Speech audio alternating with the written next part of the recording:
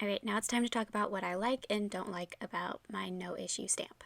The packaging is awesome, I love it very much. And the first thing I want to talk about is this wooden handle. So the stamp that I got was really small, so I didn't think that this was necessary until I started using the stamp and really thinking about it, how your fingers are on the sides, so you're not really seeing exactly where you're stamping on to make sure it's accurate.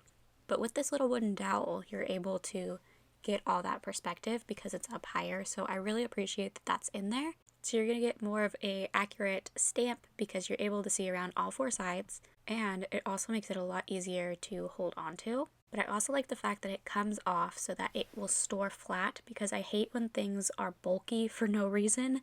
Now cleaning off the stamp, I just used a water-based baby wipe. It was really easy, the ink came off pretty quickly. The quality of the stamp itself is amazing. I did a really intricate design and I was a little bit skeptical on how it would turn out, but it turned out perfectly, exactly how my graphic was, and I couldn't be more happy about it.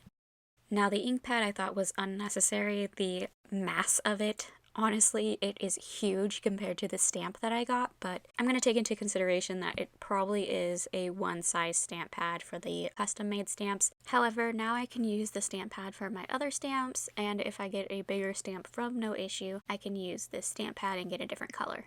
I do not like the closure. It just instantly falls open when you hold it. There's no way to really secure the closure, which I do not like. So you would have to keep this cardboard bit to keep everything intact. At first I thought I would be getting rid of all the packaging, but it seems like this is the best storage solution for the stamp, just to make sure it doesn't open on itself and to make sure there's a good seal. But this isn't unusual for stamps. Stamps tend to have really horrible closures. I'm not sure why that is. Like, why can't it just be like a magnetic close?